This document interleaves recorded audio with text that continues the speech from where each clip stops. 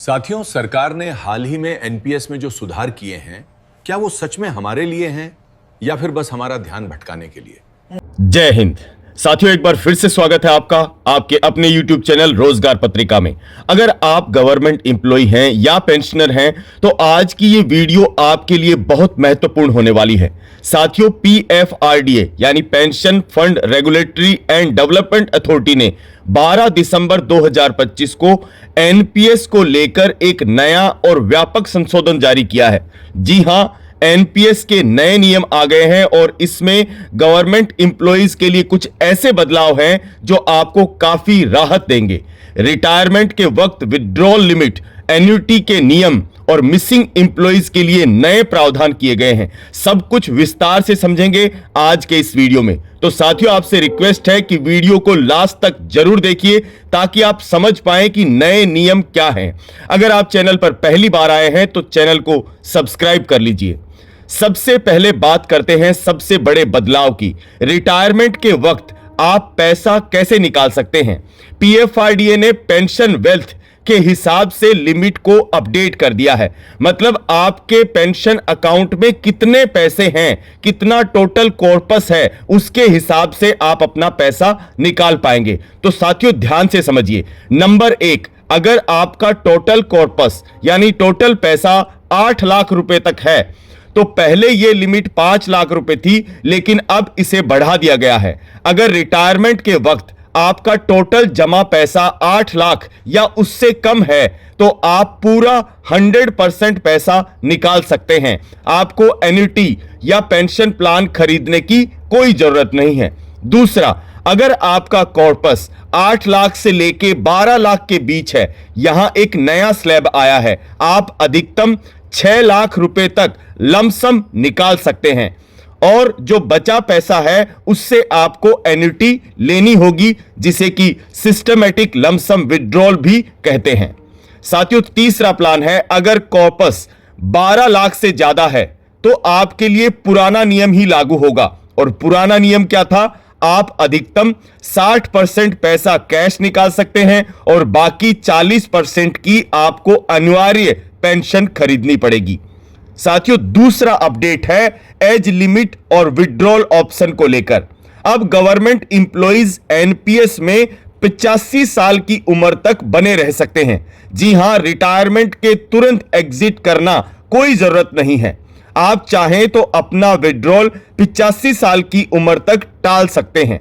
इसके साथ ही पीएफआरडीए ने 2 शर्तों में इसको स्पष्ट किया है जो अक्सर कंफ्यूज रहते हैं। नंबर 1, सिस्टमैटिक लमसम विड्रॉल, जिसे SWL कहते हैं। इसमें आप फिक्स करते हैं कि मुझे हर महीने या हर साल कितना अमाउंट या कितना पैसा चाहिए। दूसरा, सिस्टमैटिक यूनिट रिडम्पशन SUR, इसमें आप फिक्स करते हैं कि मुझे हर बार कितनी यूनिट बेचनी है। तो साथियों, अब आपके पास फ्लेक्सिबिलिटी ज्यादा है कि रिटायरमेंट के बाद पैसा कैसे मिलेगा। अब बात करते हैं एक बहुत ही संवेदनशील और जरूरी प्रावधान की। मिसिंग एम्प्लॉइज यानी गुमशुदा कर्मचारियों के लिए यह नियम बहुत महत्वपूर्ण है। अगर कोई सब्सक्राइबर गुमशुदा हो जाता है या उसे मृत मान लिया जाता है तो पहले परिवारों को बहुत दिक्कत होती थी। कोर्ट का ऑर्डर आने तक उनको एक पैसा नहीं मिलता था। नए नियम के हिसाब से पुलिस रिपोर्ट और एफआईआर के आधार पर नॉमिनी को 20% अंतरिम राहत तुरंत मिल जाएगी और बाकी बचा 80% आपको तब मिलेगा जब कोर्ट से फाइनल ऑर्डर आएगा। ये उन परिवारों के लिए एक बड़ा फाइनेंशियल सपोर्ट मिलेगा जो इस तरह की परेशानियों का सामना करते हैं। अब आते हैं एक नए नियम पर। रेजिग्नेशन या डिसमिसल केस में क्या होगा? अगर आप जॉब छोड़ते हैं या डिसमिस होते हैं तो याद रखिए, कम से कम 80% रकम की एन्युटी आपको लेनी पड़ेगी। सिर्फ 20% पैसा ही आप कैश में निकाल पाएंगे। लेकिन इसमें एक कैच है, अगर आपका कॉर्पस केवल 5 लाख रुपए है या उससे कम है तो आप पूरा पैसा एक साथ निकाल सकते हैं। आपको एन्युटी खरीदने की कोई जरूरत नहीं है। वैसे तो ये वीडियो मुख्य रूप से गवर्नमेंट एम्प्लॉइज के लिए है, लेकिन अगर आपके दोस्त प्राइवेट सेक्टर में हैं और उन लोगों ने एनपीएस में सब्सक्राइब किया है तो उनके लिए भी एक बड़ी खुशखबरी है।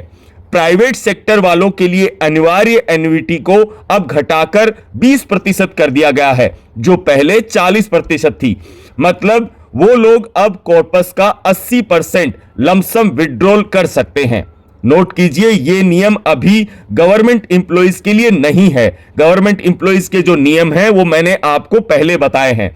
ये है प्राइवेट सेक्टर के एम्प्लॉइज के लिए। मतलब वो अपना पैसा सिर्फ 20% रख सकते हैं और 80% निकाल सकते हैं। साथियों, गवर्नमेंट एम्प्लॉइज के लिए अभी भी मेजर लिमिट 60% विड्रॉल की ही है। साथियों, एक और नया नियम जुड़ा है, जिसे नागरिकता छोड़ने पर क्या होगा। अगर कोई नागरिक, भारतीय नागरिक, भारत की नागरिकता छोड़ देता है तो उसे आजादी दी गई है कि वो अपना एनपीएस अकाउंट क्लोज कर सकता है और अपना पूरा पैसा वापस ले सकता है। साथियों, जाते जाते समझते हैं पार्शियल विड्रॉल पर एक नजर। अब सर्विस में आप 4 बार पार्शियल विड्रॉल कर सकते हैं। यह लिमिट पहले 3 तक रखी गई थी। शर्तें वही हैं, हायर एजुकेशन, शादी और घर खरीदना या मेडिकल इमरजेंसी। अब इसमें लोन सेटलमेंट को भी कुछ हद तक शामिल कर लिया गया है। तो साथियों, इस वीडियो से निष्कर्ष क्या निकलता है? यह संशोधन 12 दिसंबर 2025 से प्रभावी हो चुके हैं और कुल मिलाकर देखा जाए तो 8 लाख की लिमिट बढ़ना, 85 साल तक अकाउंट रखने में छूट मिलना गवर्नमेंट एम्प्लॉइज के लिए एक सकारात्मक कदम है। साथियों, आप बताइए आपको ये नियम कैसे लगे? कमेंट करके आप अपनी राय जरूर बताइए। साथियों, अगर ये वीडियो आपको जानकारी पूर्वक लगा तो लाइक करें और अपने ऑफिस ग्रुप में जरूर शेयर करें, ताकि सबको सही जानकारी मिल सके। मिलते हैं एक ऐसे ही इंफॉर्मेटिव वीडियो में। तब तक के लिए जय हिंद, जय भारत, वंदे मातरम।